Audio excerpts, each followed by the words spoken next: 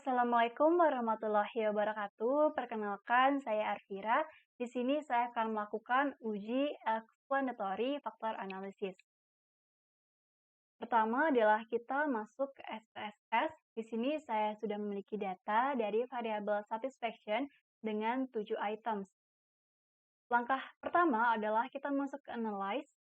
Kita klik dimension reduction dan klik faktor. Lalu dari sebelah kiri data seperti ini kita pindahkan ke sebelah kanan. Lalu yang pertama adalah kita klik descriptive seperti ini. Lalu kita klik anti-image dan KMO.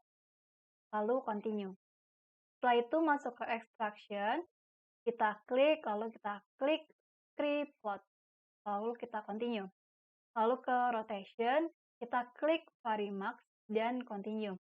Lalu untuk scores, kita masuk, lalu kita klik save as variables, dan klik display factor scores. Ini lalu continue. Lalu kita masuk ke option, kita klik sort by size, dan continue.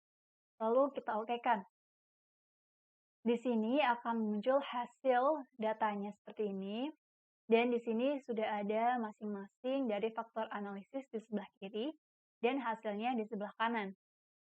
Yang pertama adalah kita akan membaca faktor analisis dari KMO dan anti-image, di mana KMO dan anti-image ini untuk memperlihatkan apakah data ini valid atau tidak. Kita lihat pada KMO adalah hasilnya 0,528 dan dapat dikatakan valid.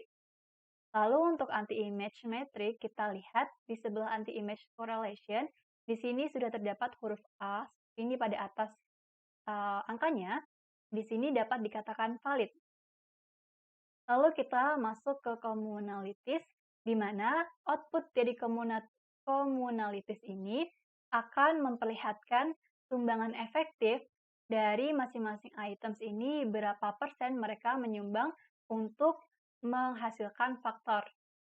Lalu kita lihat items pada satisfaction atau items pertama, yaitu 0 menyumbang 0,695. Lalu untuk items kedua, ini menyumbang 0,621. Sampai yang terakhir, yaitu items ketujuh menyumbang 0,756. Lalu kita masuk ke total variance explanation. Di sini sudah terdapat 3 tabel yang dibedakan. Kita masuk ke initial agent value. Di sini kita akan melihat total variance-nya. Ini adalah total dan ini adalah persentase dari variance-nya. Dari item pertama yaitu 25, sampai yang terakhir items ketujuh adalah 6,131. Lalu kita lihat pada tabel yang dibedakan kedua, yaitu extraction, di mana di sini adalah faktor yang sudah terbentuk. Ada 3 faktor yang terbentuk, yaitu dari items atau komponen ke-1, 2, dan 3. Di sini dengan persentase varian sekian. Lalu untuk bagian tabel rotation ini adalah dari bagian extraction yang dirotasikan.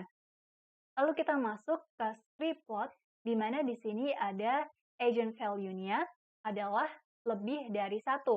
Di mana kita tarik garis ke kanan dari 1.0, kita tarik ke kanan, maka akan terlihat titik 3 di atas 1. Di mana itu adalah komponen dari nomor 1, 2, dan 3. Di mana 1, 2, 3 ini adalah faktor, yaitu ini. Dari faktor yang terbentuk, yaitu lebih dari 1. Maka ini adalah faktor yang terbentuk. Lalu untuk nomor 4, 5, 6, dan 7 ini bukanlah faktor karena mereka ada di area di bawah 1 koma.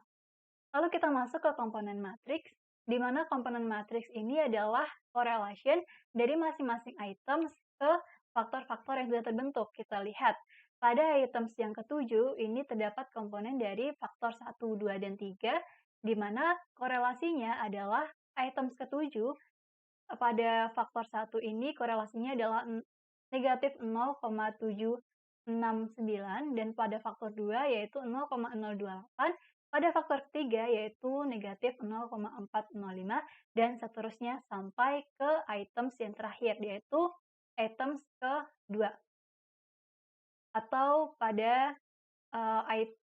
komponen yang 2 ini. Lalu kita masuk ke rotate component komponen matriks, di mana di sini adalah korelasi tertinggi dari masing-masing items pada faktor-faktor yang sudah terbentuk. Kita lihat pada items ketujuh ini, kita lihat correlation tertingginya ada pada faktor kedua, yaitu 0,068.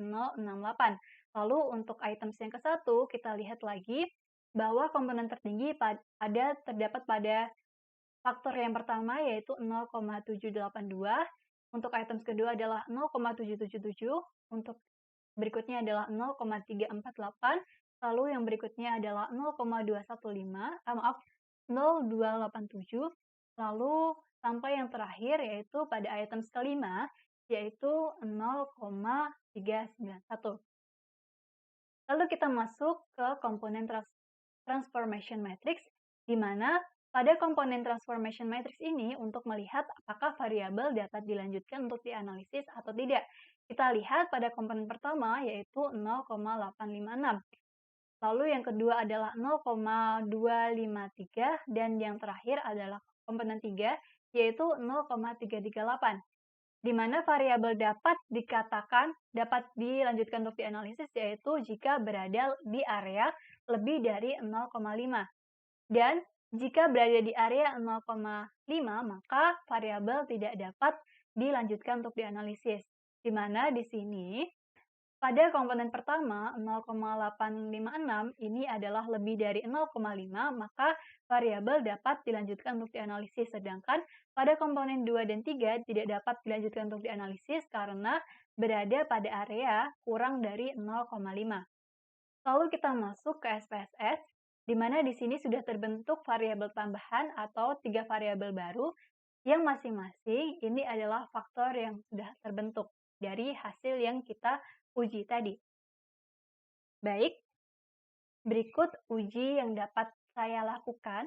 Semoga menjadi bermanfaat. Wassalamualaikum warahmatullahi wabarakatuh.